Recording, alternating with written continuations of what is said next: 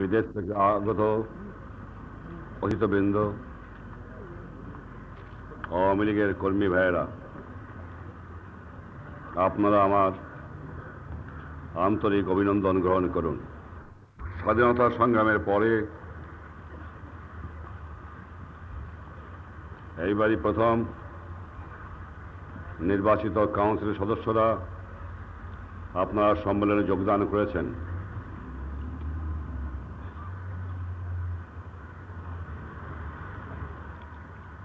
কর্মী ভাইয়েরা, আওয়ামী লীগের ইতিহাস আপনারা জানেন। হাসি কান্নার ইতিহাস, রক্তের ইতিহাস,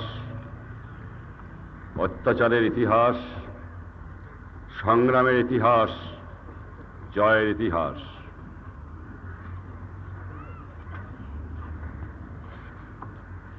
আপনাদের কাছে সঙ্গে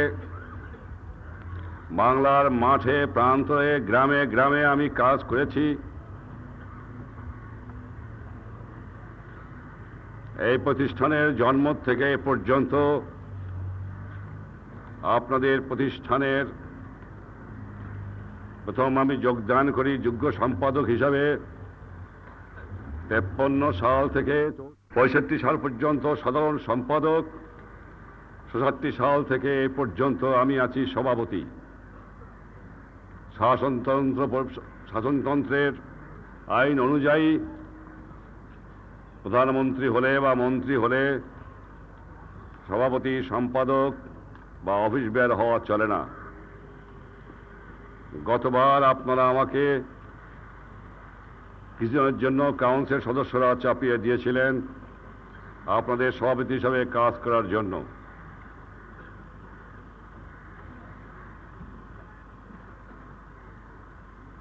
আজ নতুন করে আপনাদের প্রতিষ্ঠানকে গড়তে হবে। আজ আপনাদের সামনে আমি কিছু আলোচনা করতে চাই।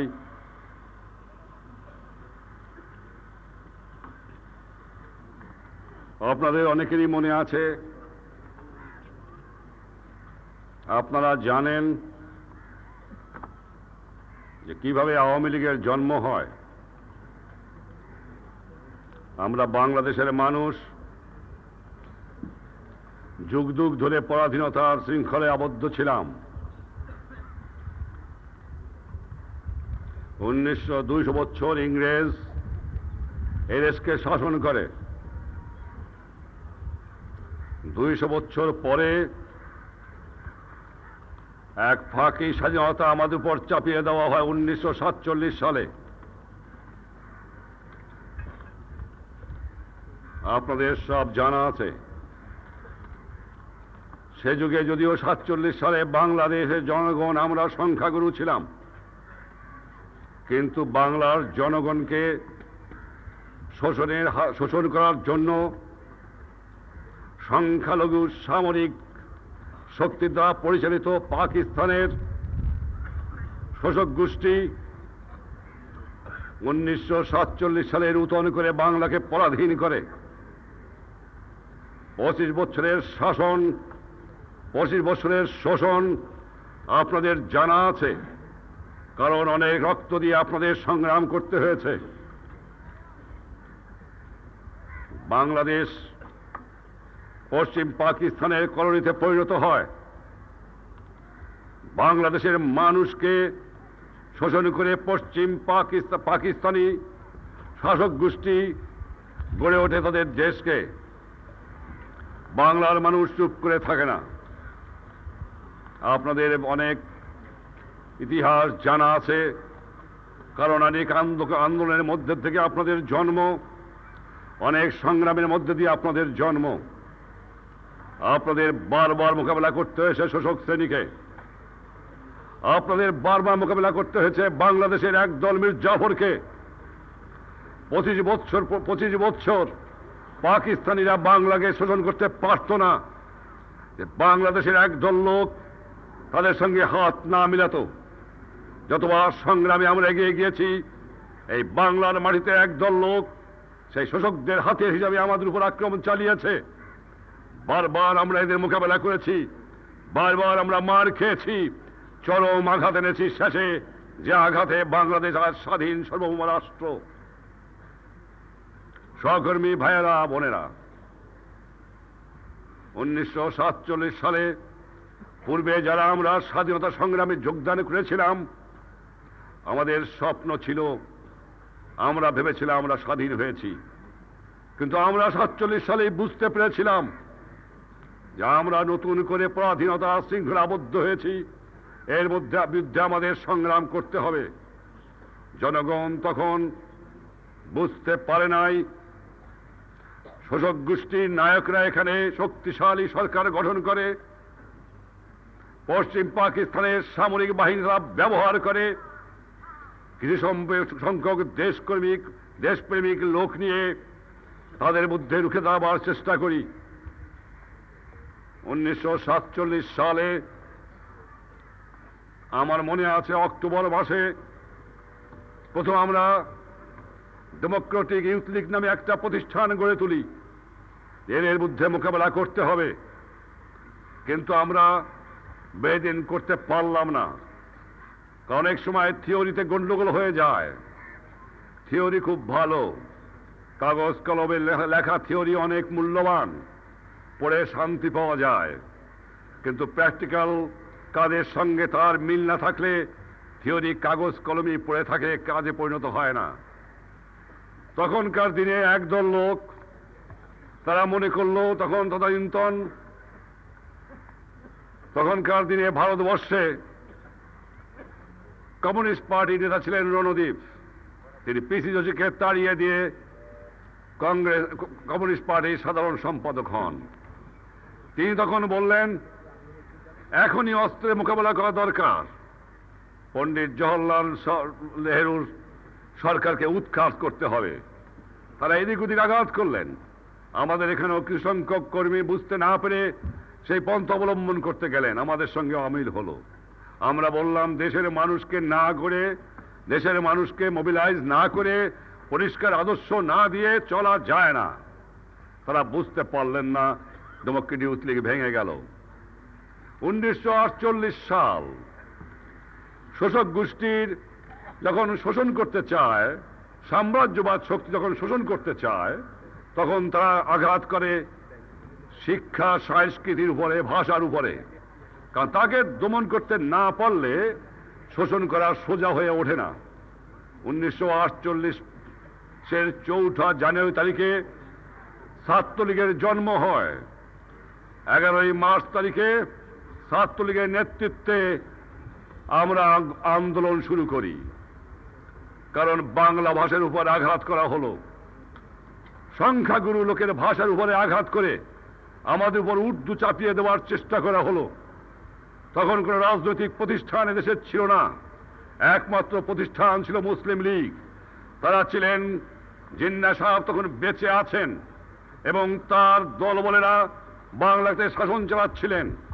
তাদের শক্তি ছিল, সামর্থ্য ছিল, অর্থ ছিল, বিদেশি শক্তি পিছনে ছিল, এবং মানুষ মনে করেছিল কি জানি একটা পাওয়া যাবে। আমরা ভাষার উপরে আঘাত সহ্য করতে পারলাম না। 1948 সালে 11 মার্চ তারিখে ছাত্রলীগের প্রতিষ্ঠানের পক্ষের থেকে অন্য কয়েকটা সাংস্কৃতিক প্রতিষ্ঠানে যোগদান করে আমাদের আঘাত আমরা মোকাবেলা করি। মনে আছে 11 মার্চ তারিখে সকালে 9টার সময় আমি গ্রেফতার হয়ে যাই। আমার বন্ধু, আমার সহকর্মী, যার সঙ্গে অনেক দিন কাজ করেছি, তিনি ইহ জগতের নাই, তিনি আওয়ামী লীগের প্রধান সাধারণ সম্পাদক ছিলেন। তার কথা যদি আজ আমি স্মরণ না করি অন্যায় করা হবে। মরহুম শামসুল হক সাহেব আর আমি একসঙ্গে গ্রেপ্তার হয়ে যাই। তারপরে আমাদের আন্দোলন শুরু হয়, কিন্তু আমরা বুঝতে পারলাম রাজনৈতিক প্রতিষ্ঠানের প্রয়োজন, তা না হলে এদের বিরুদ্ধে আন্দোলন করা যাবে না। আমরা রাজনৈতিক প্রতিষ্ঠান করার কাজে আত্মনিয়োগ করলাম, আমাদের সহকর্মীদের মোবিলাইজ করতে শুরু করলাম। আবার আঘাত করলো 49 সালে, আবার আমাকে গ্রেপ্তার করে নেওয়া হলো, আমার সহকর্মীদের গ্রেপ্তার করা হলো। আমরা সেখানে এক রাজনৈতিক প্রতিষ্ঠান করবো বলে ঠিক করলাম। ঢাকার শহরে 1949 সালের জুন মাসে আমি যখন কারাগারে বন্দী, আওয়ামী লীগের জন্ম হয়।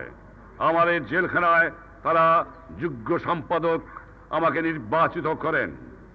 1952 সাল পর্যন্ত কারাগারে থাকার পরে অনেকে অনেক ইতিহাস ভুল বলে থাকেন। 1952 সালের আন্দোলনের কথা, রাষ্ট্রভাষা আন্দোলনের ইতিহাসও আপনাদের জানা দরকার। আমি তখন ঢাকা মেডিকেল হাসপাতালে বন্দি অবস্থায় চিকিৎসায় আসি। তখন সেখানে আমাদের স্থির হয় যে 1952 সালের 21 ফেব্রুয়ারি তারিখে রাষ্ট্রভাষার উপর আমার ভাষার উপর যে আঘাত হয়েছে তার মোকাবেলা করতে হবে। সেইখানে স্থির হয় 21 ফেব্রুয়ারি, যখন আমি আজ বলতে পারি, কারণ পুলিশ কর্মচারীর চাকরি যাবে না, সরকারি কর্মচারীর চাকরি যাবে না, তাদের প্রভাবত অবস্থায় গোপন বৈঠকে ঠিক হয় 21 ফেব্রুয়ারির ইতিহাস। কথা হয় 16 ফেব্রুয়ারি আমি অনশন ধর্মঘট করব জেলের মধ্যে, আর 21 ফেব্রুয়ারি তারিখে আন্দোলন শুরু হবে। জেলে যেয়ে দেখি বরিশালের মহিউদ্দিন সাহেব জেলের মধ্যে বন্দী। তাকে বললাম যে আমরা এই প্রোগ্রাম নিয়েছি। তিনি বললেন, আমিও তোমার সঙ্গে অনশন ধর্মঘট করব। আমরা অনশন ধর্মঘট করলাম 16 ফেব্রুয়ারি তারিখে, এবং আমাদের ট্রান্সফার করে দেওয়া ফরিদপুর জেলে। 1952 সালে রাষ্ট্রভাষা আন্দোলন আপনারা জানেন, চরম আঘাত করলো ভাষার উপরে, চরম আঘাত করলো কৃষ্টির উপরে, চরম আঘাত করলো আমাদের উপরে। 1949 সালে যে আওয়ামী লীগের জন্ম হলো, আমরা সব গ্রেপ্তার হয়ে গেলাম। 49 সালে আওয়ামী লীগের তালা বন্ধ করে দেওয়া হলো, আওয়ামী লীগের জীবন অতিষ্ঠ করে তোলা হলো। আওয়ামী লীগ কর্মীদের জঙ্গলে পালিয়ে আশ্রয় নিতে হয়েছিল। তারপরে আমাদের দিন কাটতে থাকে, আমরা সংগ্রাম চালিয়ে যাই। একদিনে সংগ্রাম হয় না, একদিনে দেশ জয় হয় না, একদিনে রাজত্ব কায়েম করা যায় না, একদিনে আদর্শ প্রতিষ্ঠা করতে করা সম্ভব নয়। এই জন্য চাই নিঃস্বার্থভাবে সংগ্রাম চালিয়ে যাওয়া, নীতি আদর্শকে সামনে রেখে। সহকর্মীরা, আজ কথা কেন বলছি, এত কথা এই জন্য বলছি যে এতকাল পর্যন্ত আপনাদের প্রতিষ্ঠানের সভাপতি হিসাবে, সাধারণ সম্পাদক হিসাবে আমি কাজ চালিয়েছি। আজ আমার বিদায় নেওয়ার পালা। আজ আমি আপনাদের প্রেসিডেন্ট থাকতে পারি না। আজ আপনাদের নিজের নতুন প্রেসিডেন্ট করতে হবে, কারণ আমার পক্ষে সম্ভবপর নয়। তাই আজ আপনাদের কাছে আমার ইতিহাস কিছু বলতে হচ্ছে, কারণ এই আমার সভাপতির শেষ ভাষণ। এই জন্যই আজ আপনাদের কাছে আমার কিছু বলা দরকার। এই প্রতিষ্ঠানের কথা চিন্তা করলে বক্তৃতা আমি দেবার পারি না। কত চেহারা ভেসে ওঠে আমার সামনে, কত আত্মত্যাগী কর্মী আমার কারাগারে মৃত্যুবরণ করেছে, কত ভাই আমার সহকর্মী শহীদ হয়েছে, যাদের সাথে আমি রাতের পর রাত, দিনের পর দিন কঠোর পরিশ্রম করেছি, কারাগারে নির্জন প্রকোষ্ঠে দিন কাটিয়েছি, কতদিন আন্দোলন করতে যেয়ে কত বিপদের সম্মুখীন হয়েছি। তাদের কথা আমি স্মরণ না করলে অন্যায় করা হবে। দেশ স্বাধীন হয়েছে, তারা আমাদের সঙ্গে নাই। সহকর্মী ভাইরা, 1949 সালে আওয়ামী লীগের প্রতিষ্ঠিত হওয়ার পরে চরম আঘাত আসে আওয়ামী লীগের উপরে। আমরা সহ্য করে আমরা আন্দোলন চালিয়ে গিয়েছি, কিন্তু শোষক গোষ্ঠী ভাষা কৃষ্টির উপর আন্দোলন চালায়, বাংলার অত্যাচার চালায় বাংলার মানুষের উপরে। আমরা বসে থাকি না। বাংলার জনগণ, বাংলার ছাত্র সমাজ, বাংলার যুব সমাজ, বাংলার প্রতিষ্ঠিত কর্মীরা তারা মোকাবেলা করতে থাকে বারবার। কিন্তু তারা বড় শক্তিশালী ছিল, কারণ তাদের কাছে অস্ত্র, তাদের কাছে মেশিন গান, তাদের কাছে ছিল অর্থ, তাদের কাছে ছিল মানুষকে ধোঁকা, আর বিশেষ অস্ত্র ব্যবহার করত ধর্মের নাম। আমার বাংলাদেশের মানুষ ধর্মভীরু মানুষ, ধর্মের নামে ধোঁকা দেওয়া যা সোজা, অন্য কিছু দেওয়া যায় না। তাই ধর্মের নামে তারা ব্যবহার করলো বাংলার মানুষকে শোষণ করার জন্য। সহকর্মী ভাই বোনেরা, তাই আমি ইতিহাস বলতেছিলাম। আমি আপনাদের বেশি সময় নষ্ট করব না, কিন্তু কিছু কিছু ইতিহাস বলা দরকার। 1952 সালের আন্দোলনের পরে শোষক গোষ্ঠী দেখলো যে বাংলা ভাষাকে দবানো যাবে না, তো ছলে বলে কৌশলে আমাদের কৃষ্টি সভ্যতা, আমাদের ভাষার উপরে কি করে বানচাল করা যায় আমাদের আন্দোলনকে তার চেষ্টা করতে আরম্ভ করে। ভাই ও বোনেরা, 1954 সালে ইতিহাস আপনারা জানেন। আমরা 52 সালে জেল থেকে বের হয়ে আসি। 53 সালেও আমাদের অনেক কর্মী গ্রেপ্তার হয়। 1954 সালে একটা নির্বাচন দেওয়া হলো। আওয়ামী লীগের নেতৃত্বে যে যুক্তফ্রন্ট গঠন হয়, বাংলাদেশে নিরঙ্কুশ সংখ্যাগরিষ্ঠতা লাভ করে সেই যুক্তফ্রন্ট। বাংলার মানুষ একতাবদ্ধ হয়, আবার তারা চরম আঘাতের চেষ্টা করেন। শেরে বাংলা ফজল হক তখন চিফ মিনিস্টার হন, কিন্তু পাকিস্তানের শোষণ গোষ্ঠী আটকে ওঠে, বাংলার মানুষকে একতাবদ্ধ হতে দেবে না। আমার মনে আছে সেদিনের কথা। আমি যেদিন শপথ নিলাম মন্ত্রী হিসাবে শেরে বাংলার ক্যাবিনেটে, ঠিক সেই মুহূর্তে 1 ঘন্টার মধ্যে আদমজিতে এক সাম্প্রদায়িক দাঙ্গা সৃষ্টি করা হলো। 500 শ্রমিক সেখানে মারা যায়, কারণ এই সরকারকে উৎখাত করতে হবে। তারা সৃষ্টি করলো তা দালালদের দিয়ে এই দাঙ্গা। তাদের মধ্যে মানুষের জন্য, তাদের জন্য প্রাণ ছিল না। মানুষকে তারা ভালোবাসতো না, ক্ষমতাই তারা বড় করে দেখত। তাই তারা 54 সালে দাঙ্গা বাঁধালো আদমজি পাট কলে। আমার মনে আছে 500-র চেয়ে বেশি লোক সেখানে মারা যায়। শপথ নিয়ে সেখানে আমরা দৌড়ে যাই, উপস্থিত হই, মোকাবেলা করি, মানুষকে বুঝাবার চেষ্টা করি। 1951 সালে তারা সাম্প্রদায়িক দাঙ্গা করে বাংলার মাটিতে, যাতে এদেশের অনেক লোক, নিরীহ লোকের জীবন দেয়। এই দাঙ্গা তখন তারা সৃষ্টি করে বাঙালি জাতকে ডিভাইড করার জন্য। বাংলাদেশকে যদি ডিভাইড করা না যায় তা শোষণ করতে পারবে না। এমনি করে তারা চালায় শোষণ করার জন্য তাদের ষড়যন্ত্র। আমার মনে আছে 50 জনের মতো তদানীন্তন প্রাদেশিক অ্যাসেম্বলির সদস্যকে গ্রেপ্তার করা হয়। কয়েক হাজার কর্মী আমাদের গ্রেপ্তার হয়। বাংলার মানুষে অত্যাচারের স্টিম রোলার চলে, কিন্তু আমরা ডিজার্টেড হই না। আমরা আরো সংঘবদ্ধ সংগ্রাম আরম্ভ করার চেষ্টা করি। আমরা ধাপে ধাপে এগিয়ে যাওয়ার জন্য চলি। আওয়ামী লীগের পরিষ্কার আদর্শ সামনে ছিল, তাদের ম্যানিফেস্টো ছিল, তাদের কর্মী ছিল, তাদের প্রতিষ্ঠান ছিল। সহকর্মী ভাইরা, কোন যেমন আমার রাষ্ট্রের 4টা আদর্শ আছে, রাজনৈতিক প্রতিষ্ঠানগুলিও 4টে স্তম্ভ থাকে। এই 4টে স্তম্ভ ছাড়া কোনো রাজনৈতিক প্রতিষ্ঠান চলতে পারে না। সেজন্য আমি গর্বিত। 25 বছরে আওয়ামী লীগ কর্মীদের জন্য আমি গর্বিত। বাংলার জনগণের সাহায্যের জন্য আমরা কৃতজ্ঞতা প্রকাশ করছি। রাজনৈতিক প্রতিষ্ঠানের প্রয়োজন নেতৃত্ব। সঠিক নেতৃত্ব ছাড়া রাজনৈতিক প্রতিষ্ঠান চলতে পারে না। আওয়ামী লীগের নেতৃত্ব দিয়েছেন নেতারা, চেষ্টা করেছেন সঠিক নেতৃত্ব দেওয়ার জন্য। তার সঙ্গে প্রয়োজন আদর্শ, যাকে বলা হয় ম্যানিফেস্টো। রাজনৈতিক প্রতিষ্ঠান ম্যানিফেস্টো থাকা দরকার।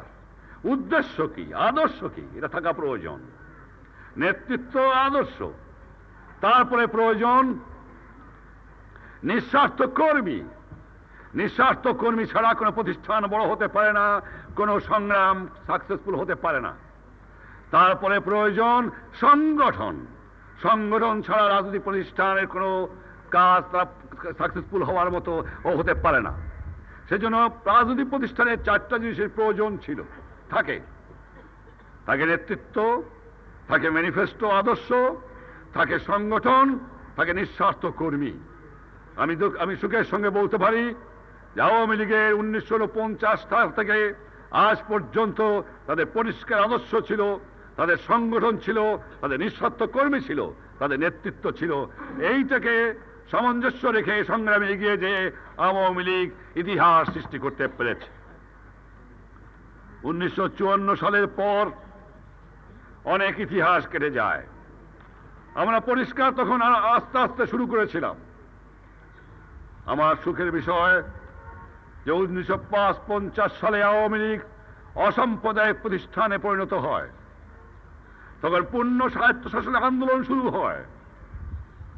বাংলাদেশের মানুষের জন্য সংগ্রাম চলে, কিন্তু শোষক গোষ্ঠী দেখলো এইভাবে চলতে দেওয়া যায় না। তাই 1958 সালে সামরিক আইন জারি করে আইয়ুব খান ক্ষমতা দখল করেন। তাহলে দেখা গেল যে বাংলাদেশ আরো বিপদের মধ্যে পড়ে গিয়েছে। কারণ সামরিক বাহিনীর শতকরা 95 জন পশ্চিম পাকিস্তানের। তারা বাংলাদেশকে এই যে সামরিক বাহিনীর দ্বারা সরকার দখল করলো, মার্শাল ল জারি করে, শুধু উদ্দেশ্য একমাত্র বাংলাদেশকে শোষণ করার জন্য। আমরা গ্রেপ্তার হলাম, সহকর্মীরা গ্রেপ্তার হলো, আওয়ামী লীগ পার্টি ব্যান্ড হলো, আওয়ামী লীগ কর্মীরা গ্রেপ্তার হলো, তাদের মধ্যে মিথ্যা মামলা জারি হলো। তারা চুপ করে বসে রইল না, ব্যান্ড হয়ে গেলেও আওয়ামী লীগের কাজ চলল। দেখা গেল কি দেখলাম আমরা, পাকিস্তানের রাজধানী, সংখ্যাগুরু আমরা, সংখ্যালঘু তারা, বন্দুকের এবং মার্শাল ল এবং মিলিটারি শাসন দিয়ে বাংলার মানুষকে শোষণ করতে আরম্ভ করলো। সম্পদ, অর্থ যা কিছু ছিল 200 বছরে ইংরেজ যা করে নাই, 25 বছরে পাকিস্তানিরা বাংলার মাঠ থেকে তাই করে গেল। দেখা গেল যে সেখানে রাজধানী, সেখানে আমাদের সামরিক বাহিনীর হেডকোয়ার্টার, সেখানে যা কিছু ইনভেস্টমেন্টের হেডকোয়ার্টার, সব কিছু এম্বাসি টেম্বাসি যা কিছু ছিল সব পাকিস্তানে। আর 1500 মাইল দূরে কোনদিন কোন দেশে এক রাষ্ট্র হয়েছে বলে আমার জানা নাই। কিন্তু আমরা ধর্মভীরু মানুষ, পাকিস্তানিরা ধর্মের নামে দোহাই দিতে আরম্ভ করলো। আমরা বুঝতে চেষ্টা করেছিলাম, তারা আমরা সংগ্রাম করেছি, যারা বুঝতে চেষ্টা করি নাই তারা তাকে দালালি করেছে। 1962 সালে সরওয়ার্দী সাহেব গ্রেপ্তার হন। ছাত্ররা আন্দোলন শুরু করে, আওয়ামী লীগ পার্টি তখন ব্যান্ড, অন্যান্য পার্টি অনেকগুলো ব্যান্ড ছিল।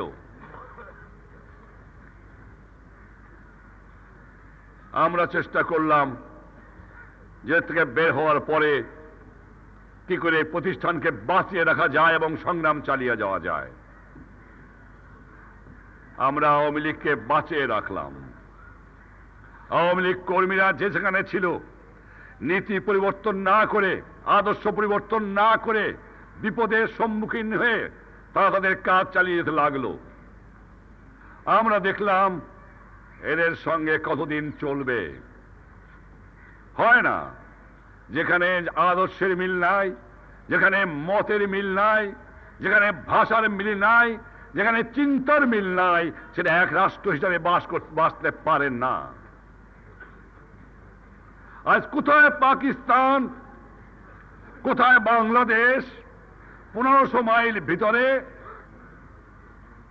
যার সঙ্গে লেবার মোবিলিটি বলে কোনো পদার্থ নাই, যার সঙ্গে আমাদের আদর্শ, আমাদের ভাষা, আমাদের কৃষ্টি, আমাদের সভ্যতা, আমাদের মনের মিল, আমার মনের আদর্শ, আমাদের চিন্তাধারার কোনো মিল নাই, একটা রাষ্ট্র করে গেছে বাংলাদেশকে শোষণ করার জন্য এবং কলোনি করার জন্য। তারা সেখানে কি করলো? বাংলাদেশকে বাজার করলো, 7.5 কোটি লোকের কঠোর বাজার। পশ্চিম পাকিস্তানের শিল্প, পশ্চিম পাকিস্তানের কারখানা আর বাংলাদেশের কাঁচামাল বাংলাদেশে বিক্রি করে অর্থ সম্পদ নেওয়া। আমাদের কিছু কিছু লোক ছিল, তারা মন্ত্রী হলেই খুশি হতেন, সদস্য হলেই খুশি হতেন, সামান্য ব্যবসা হলে খুশি হতেন, কিন্তু 7.5 কোটি মানুষের দিকে তারা খেয়াল রাখতেন না। 1900 সরওয়ার্দী সাহেব ইন্তেকাল করলেন, আওয়ামী লীগের নেতা। 64 সালে আওয়ামী লীগকে আমরা রিভাইভ করলাম। আবার আমরা আওয়ামী লীগকে অর্গানাইজ করার জন্য আবার আমরা ই করলাম, এই সময় কিছু কিছু লোক আওয়ামী লীগ ত্যাগ করে চলে গেল। ভালোই হলো, আবর্জনা যত যায় ততই মঙ্গল। বারবারই এই রকমের গেছে, তাতে প্রতিষ্ঠানে কোনো ক্ষতি হয় না। যাদের আদর্শ নাই, যাদের নীতি নাই, যারা দুর্নীতিবাজ, যারা দেশেরকে ভালোবাসে না, তারা যখন প্রতিষ্ঠান থেকে বের হয়ে যায়, প্রতিষ্ঠান দুর্বল হয় না, প্রতিষ্ঠান শক্তিশালী হয়। তাই ভবিষ্যতে যদি দরকার হয়, আওয়ামী লীগ প্রতিষ্ঠান থেকে তাদের বার করে দিয়ে আওয়ামী লীগকে আপনাদের আরো শক্তিশালী করতে হতে পারে।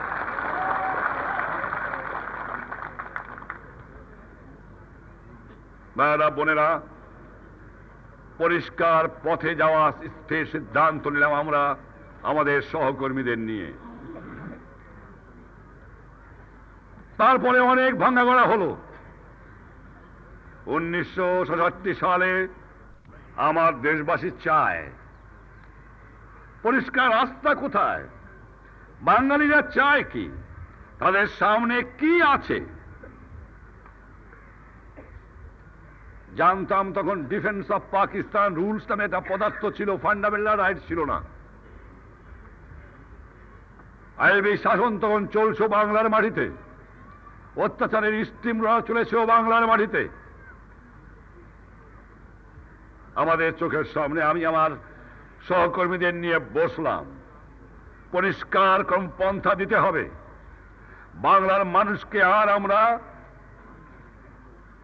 এইভাবে শোষণ হতে দিতে পারি না। মানুষ একদিন মরতে হয়। আমরা বহু অত্যাচার সহ্য করেছি, দরকার হয় আরো অত্যাচার সহ্য করা যাবে, কিন্তু পরিষ্কার রাস্তা দেওয়া দরকার। ওদের সঙ্গে আমরা থাকতে পারি না। আমার বাংলাদেশকে রক্ষা করতে হবে, বাংলার মানুষকে রক্ষা করতে হবে, বাংলার অর্থনীতি করতে হবে, শোষণহীন সমাজ করতে হবে, সমাজতান্ত্রিক অর্থনীতি করতে হবে। কিন্তু পাকিস্তানের সঙ্গে থেকে বাংলার মানুষ তা কোনোদিন পারবে না। এর উপায় কি? যারা মনে করেন রাতের অন্ধকারকে গুলি করিয়া, একজনকে হত্যা করিয়া বা টেরোরিজম করে একটা রেল লাইনের রাস্তা তুলে ফেলে দিয়ে বিপ্লব হয়, তারা কোথায় আছেন তারা জানেন না। এ পন্থা বহু পুরানা পন্থা। এ পন্থা দুনিয়ায় কোনো দিন কোনো কাজে লাগে নাই। এ পন্থা দিয়ে দেশের মানুষের মঙ্গল করা যায় না, অমঙ্গল হয়। মানুষকে কষ্ট দেওয়া যায় একটা রাস্তা ভেঙে দিয়ে একজন লোককে অন্ধকারে হত্যা করে। এ পন্থা যুগ যুগ ধরে চলেছে অনেক দেশে, যারা টেরোরিস্ট মুভমেন্ট বলা হয়, তাদের দেশের মঙ্গল হয় না। টেরোরিজম দিয়ে বিপ্লব হয় না, হয় নাই, হতে পারে না। জনগণকে ছাড়া, জনগণকে সঙ্গবদ্ধ না করে, জনগণকে আন্দোলনমুখী না করে, জনগণকে আন্দোলনের সামনে ফেলে না দিয়ে এবং পরিষ্কার আদর্শ সামনে না রেখে কোন রকম গণ আন্দোলন হতে পারে না এবং সেখানে কোনো বিপ্লব হতে পারে না। তা ভুল, দুঃখের বিষয়। অনেকে তাই চিন্তা করেন। যাই হোক, ভবিষ্যতে ভুল ভাঙবে, সময় থাকতে না ভাঙলে তাদের ক্ষতি বেশি হবে। জনগণের ক্ষতি তো হয়ই, কিন্তু তাদেরও ক্ষতি হবে। 1967 সালে 6 দফা দেওয়া হলো। আইয়ুব খান অস্ত্রের ভাষা ব্যবহার করবেন বলে বললেন। আমরা বললাম এই আমরা চাই। আইয়ুব খান বোকা ছিল না। আইয়ুব খান বুঝতে পারলো যে 6 দফা আওয়ামী লীগ কেন দিয়েছে, এর পিছনে কি উদ্দেশ্য কি। পাকিস্তানিরা বুঝতে পেরেছে এর উদ্দেশ্য কি এবং কোথায়, আর আমরাও জানতাম আমাদের উদ্দেশ্য কি।